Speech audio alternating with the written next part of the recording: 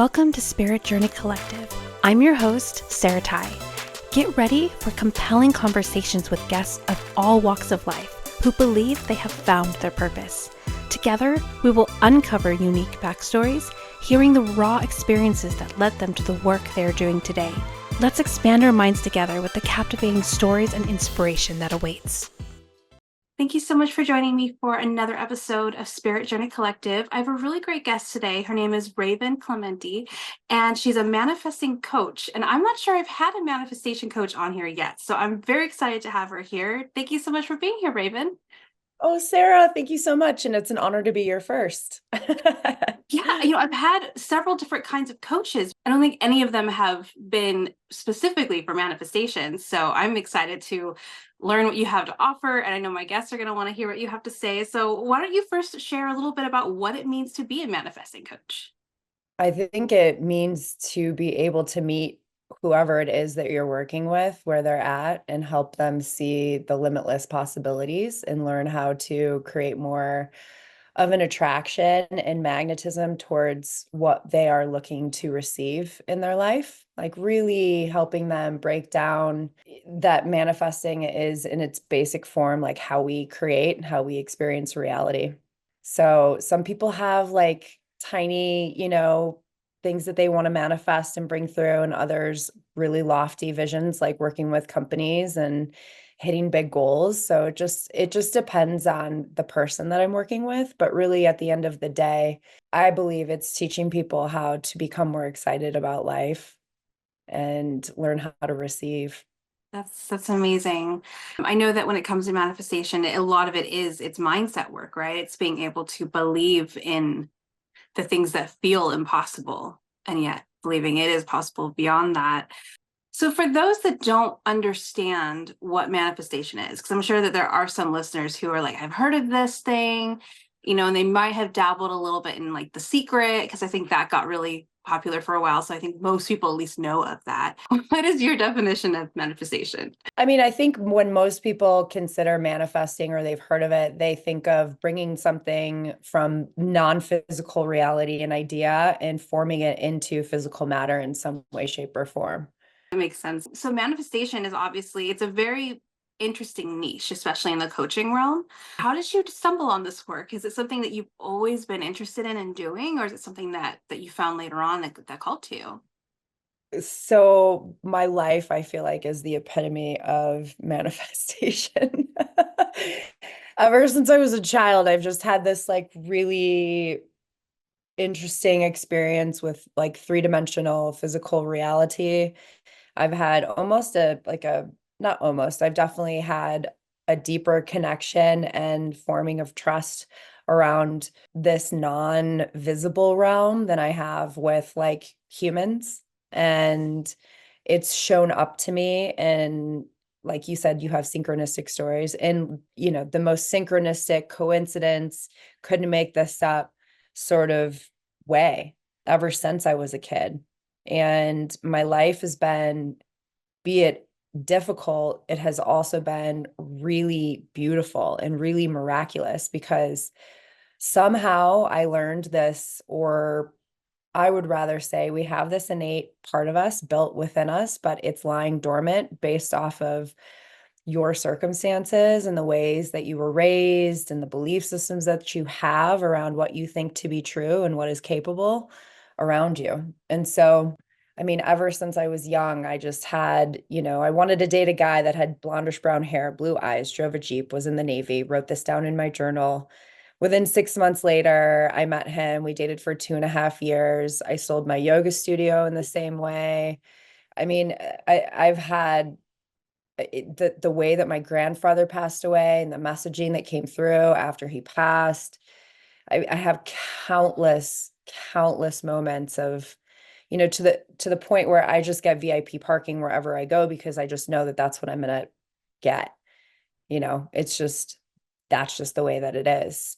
But it's no longer a belief, it's a level of knowing. And I think that that's the piece of our reality. A majority of our population, or the way that we've been programmed, is like something outside of us knows better than us, be it our physical health, mental health. We go see a counselor, we go see a priest, we go see a doctor. And yes, it's great to have that level of mirroring, and reflection given back to us. But when we rely so much on what everyone else thinks and feels about us and is for us, we have a really difficult time understanding what manifesting is, because it really does start within our own self. And so this sort of like, it's this, I believe that we're shifting into this era, and that's why manifesting is becoming a big word. It's becoming sort of a hot topic. How do you do it? What the bleep do we know came out, and like the what is it, late 90s, early 2000s, that started to talk about quantum physics and quantum mechanics. And when observe an atom, you are affecting the outcome of it. And so, there's a lot of science based around this concept that makes it less woo-woo. And I believe people like me and other manifesting coaches are here to help, demystify that idea that, you have to go see someone else to receive the answers when the answers are already built within us. That's a really cool backstory and a lot of information too about like how manifestation works as well. I have to comment on something because listening to you share how manifestation has always been there for you, like it's just since you were a kid, things just happen. It immediately made me think of my daughter because that happens to her all the time. And then as again, while you're speaking, I realized too, are you familiar with human design? Oh yeah. She's a manifesting generator. Yeah. Manifesting is in the name. But yeah, like I remember one time she really wanted this balloon. We were at a store and I was like, no, it's like $10 or something. And I was like, no, we're not doing the balloon today. And of course she was kind of like, harping on it.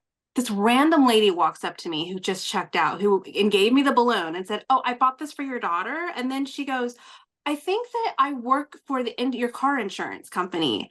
And then she did. She was part of the broker that, I didn't work with her directly and I hadn't gone to that office in like over a year. So I'm like, what? It was so wild. So she was able to explain why she did it, but there was really no true connection. And my daughter still got the balloon. And I was just kind of like, what just happened? This makes no sense. And then I want to say maybe like a week after that, I had just found like a really pretty feather. It was right around my birthday, and like this hawk feather came down in front of my car. It was so cool. And my daughter's like, I want a feather. I really want to get a feather. And like, I kid you not, within 5 minutes, there's a really pretty raven feather like right against the wall, Raven And feather. so, right. So like things just line up for her all the time. And so do some people just naturally like have that inner belief, I guess? Is that what you would call that? I think some people are more aware, and that she has a mother like you, that is aware to that and curious about it and noticing stuff like that. I think that there's just this like a transformation of generational awareness, around even religion, spirituality, stuff like that, that is coming to sight for the collective. And so there's more and more children that are aware that this is happening. It's up to us as parents to continue to nourish that. My daughter just had the same thing. We were at the grocery store and she wanted a caramel apple, and I was like, no. And we kept going. And this woman's like, excuse me, I'm a grandmother and she reminds me of my grandkids, and I would just love to buy this for her. So she gave me the money and the caramel apple. Yeah. So, I mean, and honestly, like kids want certain things, they want to manifest something, and usually it's us that's manifesting it for them, right? Like, I want to go do this and I want to go do that, and we end up helping them accomplish those things, and we don't think that that is like manifesting, but really at its core it is. Yeah, no, that's a great way to look at it too. I didn't think about it that way because yeah, when you're the parent, it's almost like you hear more of the dialogue of are you spoiling them or not, right? Because that's as a parent, that's one of those things where like, you have to kind of watch what you say yes and no to because you want them to have a sense of reality, you know what I mean? So I don't think most parents realize that the things we're doing could directly be a manifestation of the child, right? Because Yeah. that's not the dialogue that we're told. We're just told we're taking care of them and we got to like be careful of what we say yes and no to because we don't want to like overdo it. And then if the kid wants it bad enough, I guess energetically, it just goes beyond us, right? Yeah, and I think that's the thing is like the demystification around manifestation. It's like it really is a literal like thing. And I believe a lot of people get caught up on acting, like actually acting towards putting effort towards making a new pattern, a new disciplined ritual, a new shift of an exercise that's going to create more energy, more optimism, a more brighter perspective, more positive outlook that's going to translate into the way that we're communicating, the way that we're showing up, our level of clarity with our brain function by what we're eating and what we're drinking, what we're taking in, who we have around us absolutely affects, clears, or clouds our perspective of ourself and what we believe to be true, what we believe is capable. That makes sense. I think a lot of people forget there's so many other factors than just wanting something, right? Because sometimes the secret makes it seem so easy, like, oh, you just put up a vision board and you just want it and it'll just show up for you. And there is more that you have to do. There is some kind of action that has to go into it.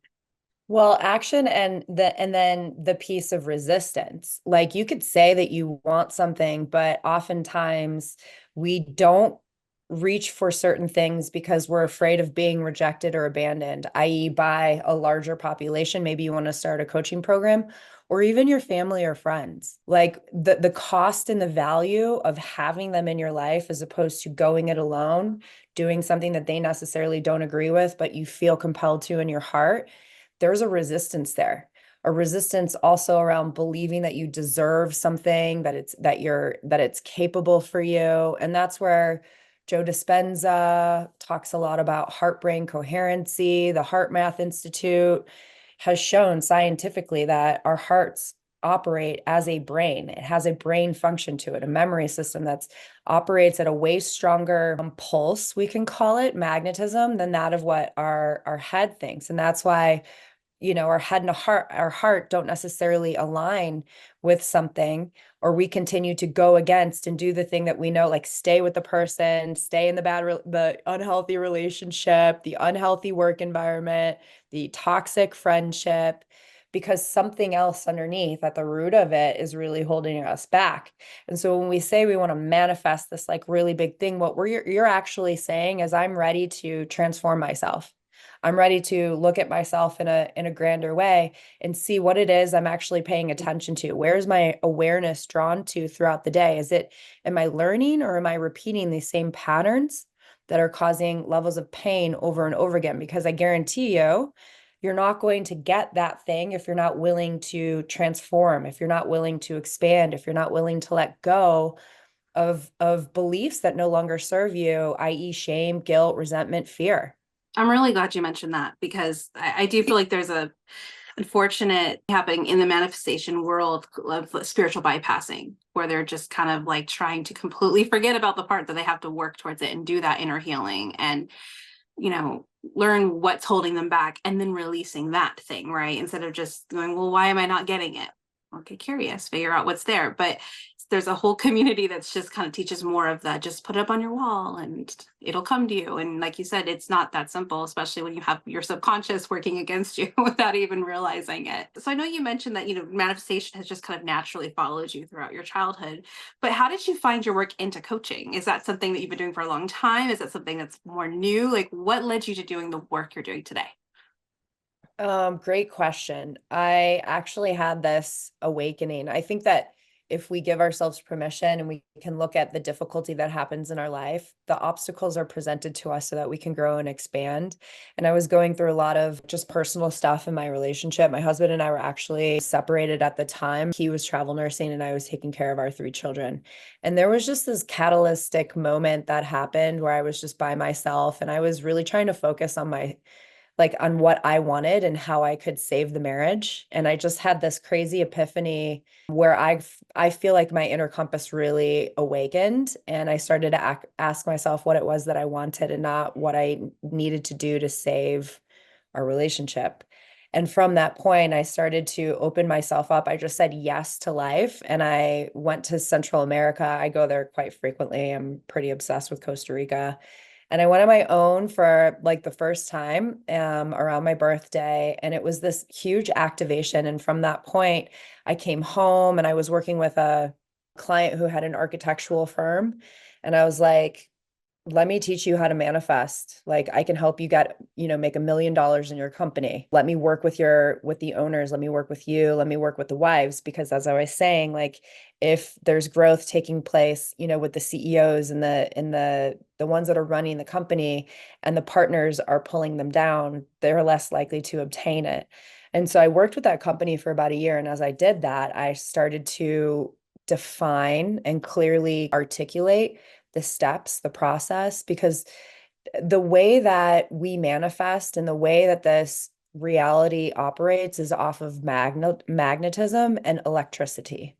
And so there's a way to teach that and understand like the basics and the root of it.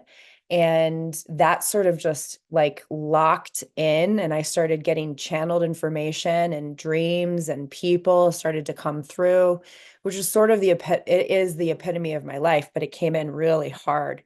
And from that point, I spent about 6 months, after I worked with the company for a year, I spent 6 months writing the book.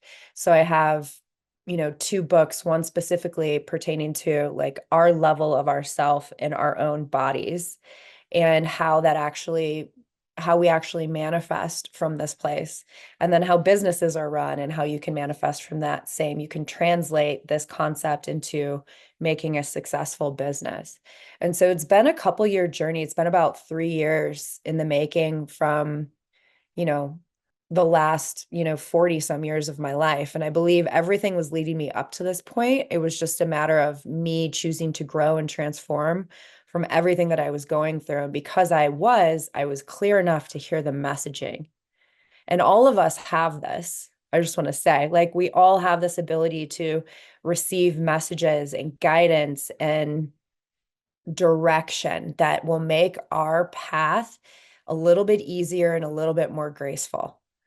And so that's really what happened. That's what catalyzed me bringing this through. And I started teaching it in this inner circle of about 50 close friends and clients. And they've all been seeing some really magnificent results ultimately. And I think the best way that I could describe what I've gone through and what everyone else is going through, because life is difficult. We have obstacles, hiccups happen along the road, but what they have discovered as well as I is this place of neutrality. And I don't mean complacency. I don't mean listless or emotionless. I mean in the state of observation and allowance. And so from that place, we've just been letting life like happen in a way that we've been digesting it, processing it, and transforming through it in a less resistant way and a more subjective, approach even to our emotions. Yeah, so it's so interesting how many people are having awakenings in this very similar way. I mean, it's always like the actual what awakens them is different, but it's almost like they didn't realize there was so much more and that they were meant to be doing so much more until something happens and then everything changes. And I've been seeing that over and over and over again. So I feel like there's something energetically happening to our society, right? Like that's building us up to realizing that we like seeing our own potential. And I find it super interesting. I just started listening to the book, what is it? The Untethered Soul. Have you heard Mhm. of that one? I By, have. I think it's Michael Singer. I've heard about it before, and I do a lot of driving with my day job. So I thought, I want to start listening to some books. I've got the time, right? Yeah. And a lot of what, I mean, granted, I'm barely into the book, but he did talk about this, like the consciousness and how that's who we are. We are our consciousness, and our consciousness is the observer, being able to sit back and just watch what is happening, observing what's happening in here, observing what's happening with our emotions, observing what's happening beyond outside of us, and being able to be in this state of just being a witness. And it sounds like kind of like what you were just describing, as far as like being able to be more neutral, right? Where you're not getting caught up in what's happening outside, you're just aware of it. Yeah, just kind of a really cool little synchronicity. I was just listening to this last night and I'm like, oh my gosh, she's literally speaking to what they were just talking to in the book. So I love that you brought that topic up because I believe that that's the neutral piece. That is the observer that we talk about in yoga. It's described in many ways, but it's that part of you that it's timeless. Like it watches you go through your reality, and it's been there from the beginning of your physical experience, and it travels through with you as you get older. It doesn't judge you, it doesn't punish you, it doesn't hurt or harm you. It's there to sort to guide you once you're paying attention to it and listening to it. And that's where, I believe there's just this huge disconnect that people are starting to become awakened to their own level of connection to it and feeling that their life has purpose, their life has meaning, from being able to see the synchronicities that are happening in life, but also understanding that there's something going on inside of us. There's like a whole different reality that we can explore. And once we do that, we gain knowledge truly is power. Like that, I think we really underrate that statement, but knowledge of our voice, of our spirituality, of specific topics that you are passionate about, knowledge of your heart, of your actions, of your ability to co-create. How are you operating in relationships? What's your attachment theory, that people talk about these days? And how is that affecting your ability to put yourself out there, to actually receive the thing that you're intending? And it only happens through this level of awareness. When we become aware that we're doing the same thing or about to than we did before, we can change that trajectory. And this is like the sweet spot of manifesting. We think manifesting is this really big thing, but it's like grains of sand, grains of experiences that happen where we're presented with opportunities to do something different, to show up in a different way. But we can't get there if we're in our subconscious patterning, which is about, what, 80% of the time. So it's like it's flexing this muscle of learning how to be present, and not just present, but aware. That makes me think a lot about what you were speaking to a little bit ago when you were saying how, we're looking, a lot of times we're taught to look outside of us for the answer. We're taught to look for, like a priest or a counselor or a therapist or friends and family and society. Like we're looking for the answers out there. But what you were just speaking to is the biggest knowledge is actually going in here, is learning yourself, right? Like that is the most important thing, is when you know who you are, you know your voice, you know your beliefs, you know your values, you don't feel like you need to seek outside of yourself to get the answers, because you, like you're just speaking to, we all have that answer deep within us. Like we are the answer, right? That consciousness. Yes, And we are the answer. it's so funny when I do these interviews, I'm always like, oh my gosh, I cannot wait to go back and listen to this again and take notes, because as I edit, I'm just like, oh my gosh, this is such great information. And it's true though. It reminds me a lot of, so I'm a tarot reader and a channel. Like that's my Yeah, profession. And cool. so one of my favorite cards actually is the Hierophant, and it's all about learning that you are your own teacher essentially, and learning how to decondition and deprogram all these, in which is where our subconscious beliefs operate, right? Is all these beliefs and conditions that were given to us that we didn't realize we were taking on. And so part of knowing thyself is knowing, what did we take on that is holding us back that we can release, and what is actually us underneath it. It just makes me think a lot of the Hierophant, which is all about peeling back the layers and figuring out how to reconnect with your own inner wisdom, and coming back to that, you are the answer. You are the answer. And, I believe that there is profound wisdom in all religions.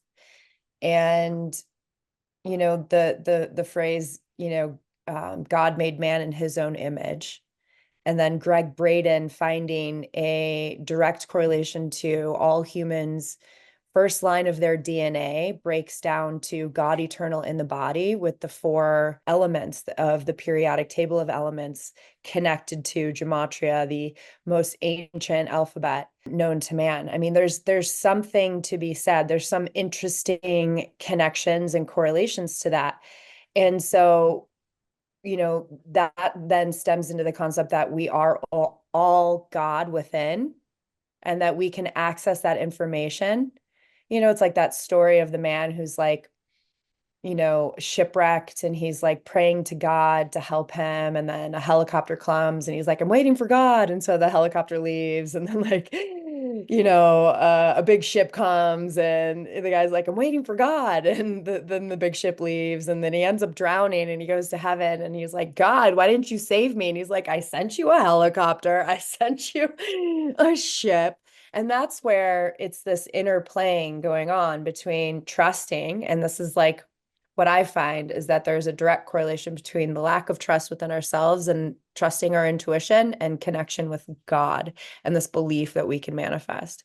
And that's that saying, like, so within as so without, as above, so as below. There's a huge, like, interesting, mystifying, mystical connection between what's happening inside of us and the world that's being presented, the people that are in our lives as a result to us. Yeah. It's time to take a short break from our wonderful speaker. Are you in the need of guidance around love, career, family, life, or purpose? Embark on a spiritual journey inward with an intuitive tarot reading. Depending on what you're needing and looking for, I offer private one-on-one sessions as well as personalized email readings. It doesn't matter what the question is. A reading with me provides connection with your higher self, offering curated personal messages, or what I like to refer to as spiritual roadmaps, guiding you to the future outcome you desire. Readings are insightful and affordable. If you'd like more information or to schedule a reading with me, please see the link below. Yeah. Yeah, no, I love that story. And that particular joke where it's like, were you not paying attention? The signs were there, it was trying to get your attention. And, it's when spiritually you hear people talking about getting hit in the head with the spiritual 2x4 because they missed all of the signs and now they're forced to stop and actually slow down, for instance. But yeah, I mean, I love that because just like you said, I believe that we all are one and the same. Like, I think we all are God. We're all one, we're all interconnected. So I do think that there's obviously wisdom outside of us that can be mirrored to us. I think it's just learning how to trust that information within and not just look outside for that information and then just take it because it came outside. You know what I mean? So it's that intricacy of like knowing yourself enough to know when information resonates versus like, I don't know what I'm doing, so I'm going to turn to this person and let them tell me all the things and then just adopt what they're telling me, which is not the same as being authentic and connected with yourself. So yeah, it's a lot when you think about the different layers of that part. Yeah, and I think that there's this level of numbing that our society is also encouraged to numb ourselves with television, games, sex, drugs, alcohol, so that you actually aren't feeling the messaging that's happening and wanting to come through. And I'm not saying you shouldn't do any of those things, but what I'm saying is if you are doing so much of it so that you get distracted from actually, because emotions are just energy in motion, and they're really only alive inside of you for about 60 seconds unless you don't feel them. And then they get stored inside. This is what we call in yoga as your issues are in your tissues. Your body is like this neutral system that is operating based off of what you think and what you feel. 100%. When I started my spiritual journey, I was literally it was the first time I ever heard my intuition. I just I just signed up for a course and I was just starting to kind of like dabble into what my beliefs were. And the course was like healing inner child and shadow work and things like that. So I'm a single parent. And at the time, I was living with my daughter. We had our own apartment and stuff. And like, I would do the glass of wine every night. It was just, one glass. Occasionally I do two, but most of the time it was just, just that one glass of wine to unwind. And I always had it after my daughter went to bed. Well, after my daughter went to bed was also the time I would have to do this work. And so I knew I would never mix the two because I like to have like a clear mind. But if there's alcohol around, I was probably going to choose the alcohol versus the work because it was a long day and I had all the excuses. And I want to say it was like a week after I signed up for the course, I was putting groceries away. It was such a random thing. And I heard clear as day, if you want to do this work, you can't keep alcohol in the house. And I didn't know what to do with that. I was like, what? Huh? What? And then I had to, I listened, and it was crazy because the first 2 weeks afterwards, I went through panic attacks. I was not okay. And I remember talking to my therapist at the time and I was like, my God, am I going through withdrawals? Was I addicted? And he was like, no, you weren't drinking enough to be physically addicted. You're feeling your feelings. And that Mhm. just blew my mind because I had no idea how much I was numbing and completely like putting a band-aid on, putting a band-aid on when actually there's a bunch of stuff there that I was just completely ignoring. And so it is really interesting. And then that kind of catapulted my spiritual journey because I removed that thing. So now I was finally able to start processing what I was feeling. So that's 100% sure. I just wanted to speak to that from my own experience because that does make such a huge difference when you remove the things that are, give showing up as that numbing agent for you. Well, not only that, but you then also were able to be more productive and efficient towards the thing that you wanted to do. So it's like that vicious cycle of people being like, oh, I ate too much, so I'm just not going to go to the gym. And you just keep doing that over and over. And it's really interesting because I've been learning a lot about the body. And interesting fact, we have more DNA of microorganisms in our liver than we do of our own.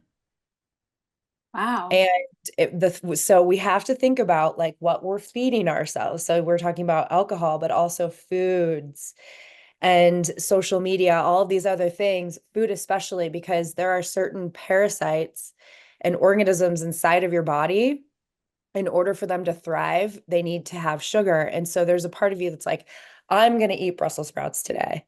And then as soon as you get over there and you're like, I'm ready to eat these Brussels sprouts, apparently these parasites will send 5 messages telling you to go get ice cream over that one message of you telling yourself, I want to eat Brussels sprouts instead. I'm not going to have that sugar.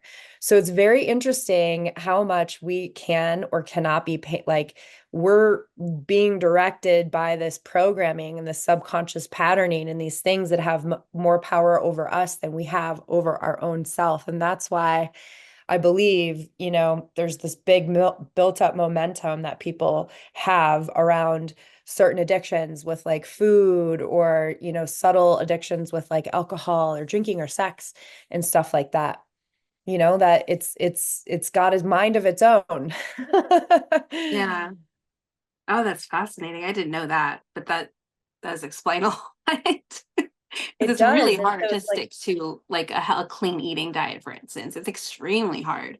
And I didn't realize there was parts of our body that was kind of counteracting. and that's what I mean. Like we are constantly manifesting. We are co-creating even with our own selves. Our body is a host. It's made up of billions of microorganisms that make up our skin and our tissue. I mean, it's like science right there. And how many of us that are listening to this can say, I feel disconnected to myself, or there was an era where I just wasn't listening to myself, or how many times have you said, I need to find myself, I need to come back to myself? Well, where did you go? You're still living in this body, like even in that sentence, it then, you know, you could contemplate on that in itself, Right. what do I mean when I say that? I need to come Yeah. back to myself. Yeah. It's so interesting because in that book, the Tethered Soul, the first several chapters is who are you? And, that's when you finally realize you're that consciousness, the observer, you're that. Everything else is just literally like a abstract thing that's affecting you, but you are the thing inside. It was just like, okay, this is a big concept to wrap my head around, but yeah, it's you didn't go anywhere. You're still there. You have all these outside things that are impacting why you don't think you know who you are, because you have your chatter in your brain that doesn't shut up. I mean, we all have it.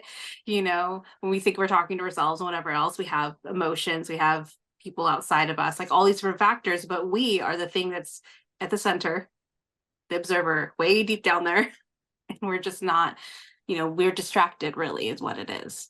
So I would love to ask you, do you feel like you found your purpose in the work that you're doing now? 100%.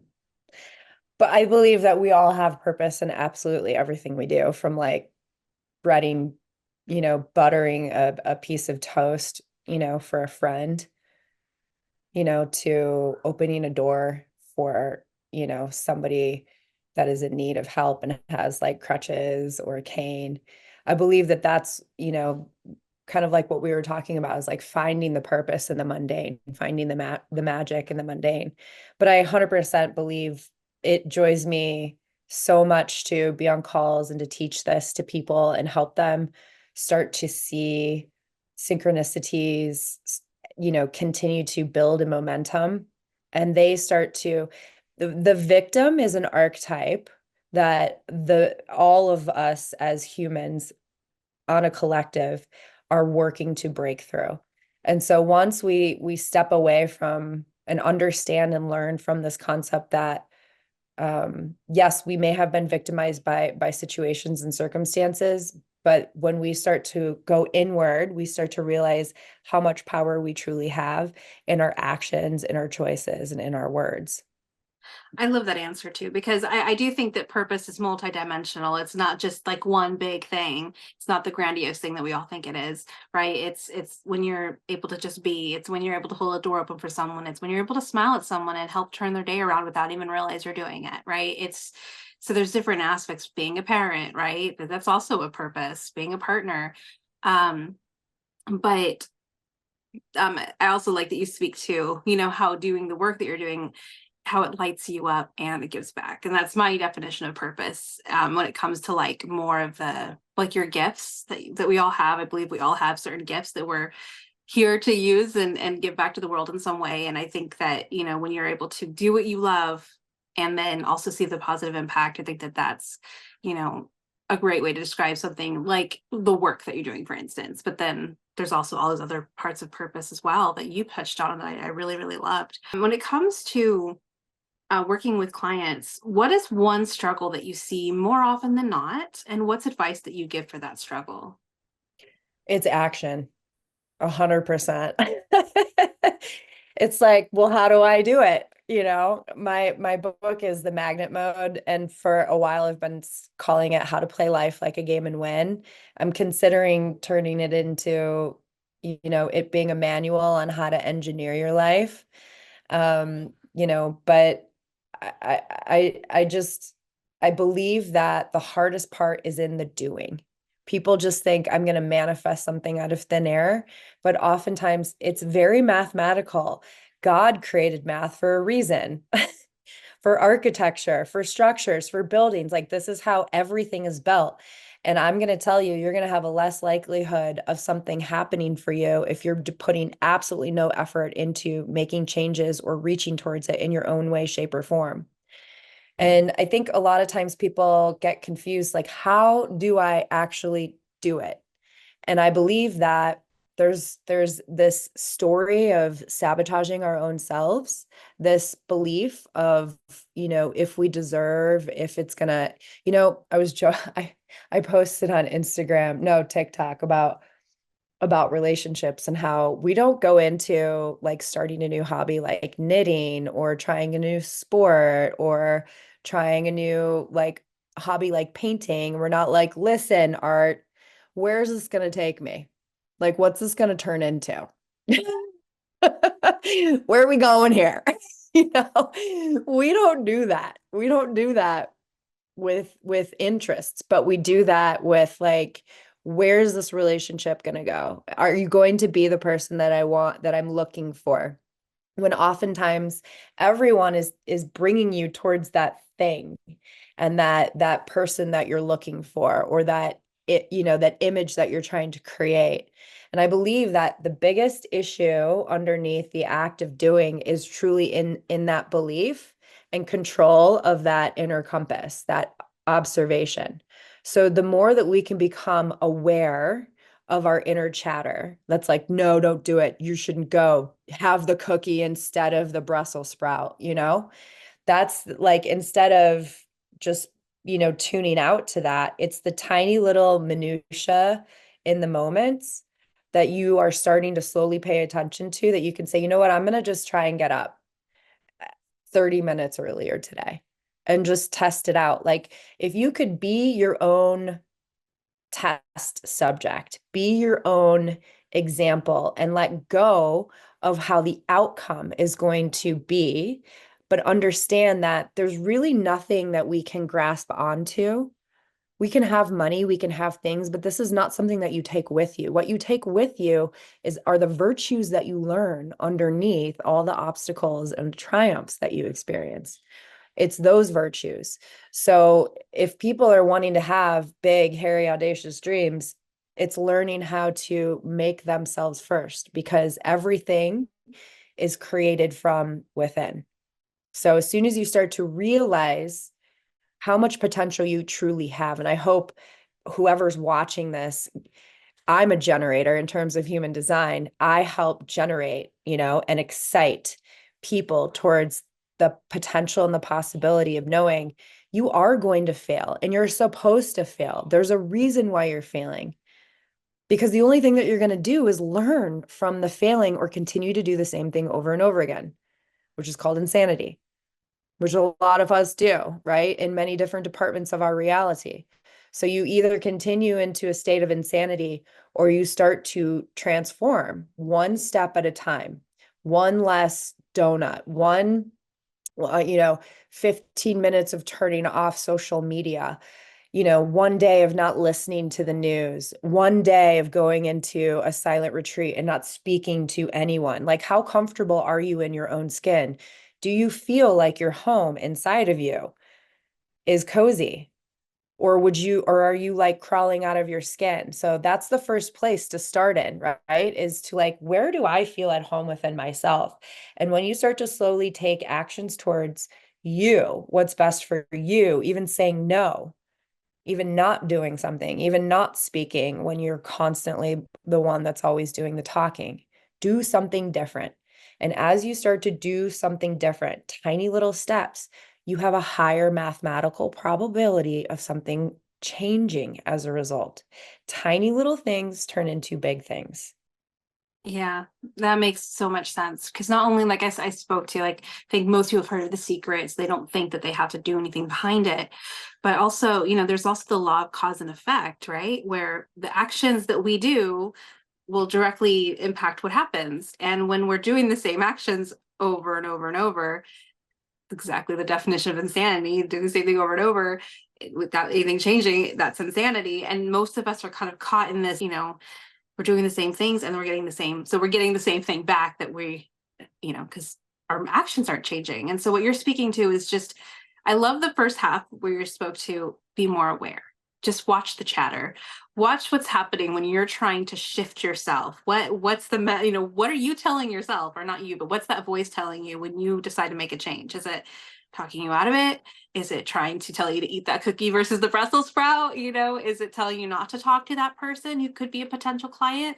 Is it whatever it is? I think you're right. It starts with first observing and then doing the thing that is not what your inner voice wants you to do. And kind of, pushing back and be a different decision and a different action than what you've done thus far. And kind of see like where that takes you, and then consistently. But yeah, I can see how the action piece is one of the it reminds me of too. There's this book, and that actually makes me want to reread it. It's called The Slight Edge. I don't know if you've ever heard of that. I don't know the name of the author because I read it like a decade ago, but it's this idea of compounding action. One little thing today that you do, you do one little thing different today, tomorrow, and tomorrow. You just continue to add one more thing, one more thing, one more thing. And not only is it easy because, well, simple, I wouldn't say easy, but it's simple because it's a small shift.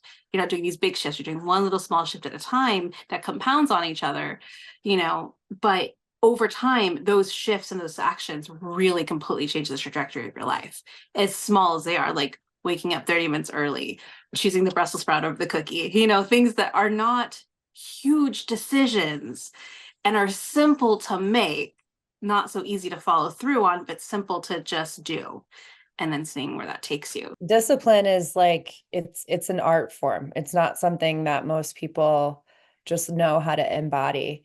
And I think discipline sort of happens when you have a level of excitement. And so the other thing that I would want to insert into this is you're doing something now because you know it's going to build something in the future for you. So continue, act in this present moment today and do those little tiny things, but in a state of knowing everything that you're doing and all of life that's presenting itself to you, all the circumstances and the synchronicities are for that big thing. So as the more you can get excited about the big thing of like, I'm losing 30 pounds, or you have a goal to be on a vacation or something of that sort, that gives you a little bit more of an incentive towards knowing I'm building these tiny little things up, which then helps you stay focused, because we can so easily be distracted by everything and everyone else around us. And that helps us hit that target. It's not going to ever be exact. And most oftentimes, if you continue to reach towards that, it will be even more beautiful than you could have ever imagined. Yeah, that's a lot like the vision board, right? Or the visualization meditations, or you're creating that idea of where you're headed. And that's where that visualization comes from. It's not just about visualizing and hope it comes. That's your focus point. That's the thing that's keeping you motivated and excited. So yeah. From here, I would love to shift to what I like to call synchronicity story time. So Mm-hmm. I'm sure you have a ton, especially when it comes to manifestation. So do you have a story you could share? Yes, I have a really profound one. So as I said, I have great respect for all religions. My grandparents were Methodist, and they grew up in a small town in southern Illinois area. They were just really beautiful humans. They never forced religion on me, but whenever I would go spend like a weekend with them, they would take me to church and I would go to Bible study, and I was confirmed when I was 16 and stuff like that. And I've read most of the Bible. I have not read all of it, but I was more curious about new age was the word at the time. And I had just turned 21 and I was reading about chakras. And we got a phone call that my grandfather had fallen and he was in the hospital. And we didn't know, like, there were no beepers. I think maybe beepers were out, but there was no like cell phones. Like, it was old school Flintstone style. And so something inside of me told me I needed to go with my mom. They lived like about hour and a half, 2 hours away from us. And we discovered it was the first time my grandfather ever made his own breakfast, because my grandparents lived more traditional sort of life where my grandmother would cook and clean and my grandfather would work, and they were years and years retired. So he got up and was like making his own oatmeal, and he ended up having a stroke. And so we went to the hospital, and before we left, I grabbed his Bible because both of them had their Bibles by their bedside. They would read it every night before they'd go to bed. And I knew that that would create comfort for him. And so I grabbed the Bible and we found out what was going on with the doctors, with my grandmother and my mom. And we all decided to start taking turns like sitting with him. And I chose to be the first person because they were off, making phone calls and organizing stuff behind the scenes. And so I'm sitting on his right side because his right side of his brain had the stroke, so his left side was paralyzed, and I'm holding his hand. And I look at him and I ask him, I said, "Are you afraid?" And I'll never forget, his eyes started to well up. Here's somebody who has been practicing and devoting his entire life to this religion. And I believe that this is probably something all of us will experience if we have that moment where we can actually contemplate death and dying while we are in that process. And I started to see a tear come down his eye, and I immediately just opened the Bible to Psalms 93. For those of you that are religious and you read the Bible and you know what Psalms 93 is, I did not know because I wasn't very interested in it. I appreciated it, but I had no idea. I just started to read it, and I held his hand and I was in there for a while, and then shortly after, we went about our day, and I spent the entire like 4th of July, out there with him and just being there as he processed. And then he passed away shortly after, and we ended up going back, for his service. And after the funeral, we went to his church to, have lunch, which is what most, families do. There's a little luncheon, and I decided to leave and walk into the chapel. I decided to leave and walk into the chapel, and I was like walking through the pews, and I decided to make my way up the stage, and walked up to the podium. And you know, those big Bibles are open. And as I walk right up to it, the Bible is open to Psalms 93. And it was just this like profound sort of, you know, past the idea of religion messaging. You know, here I am reading about chakras and I'm reading him the Bible. He has an understanding of what this Bible, what this verse means. And what's so interesting about this experience was I had started writing my book about 2 years ago, or 2.5 at this time. And I was inserting different synchronistic stories like this. I was stuck because I was breaking down the concept of man and man as atoms, because that's what we're made up of, tiny little atoms that are made up of protons, neutrons, and electrons, just like a battery, just like a magnet.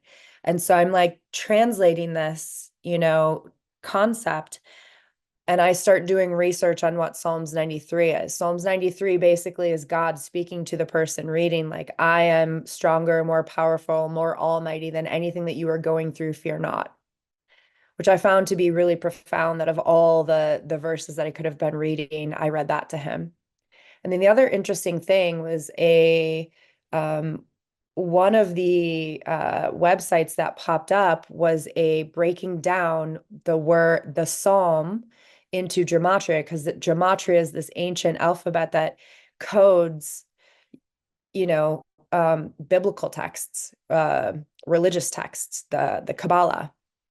And that particular verse breaks down to, I believe it's like 45, which actually means atom, man.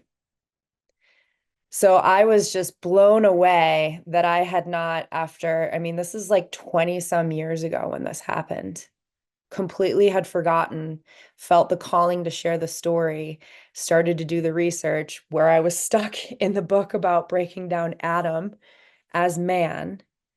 And then this psalm is connected to that meaning. So it was a total quagmire. Like going through that experience, I felt like a mad scientist. Like I felt every day I was having these like points of enlightenment sort of happening, like so many messages telling me like there's something to be said about what's coming through, but also how our life is so interconnected. Everything that we've gone through in our past is connected to our present and what we're going to receive in the future if we pay attention to it.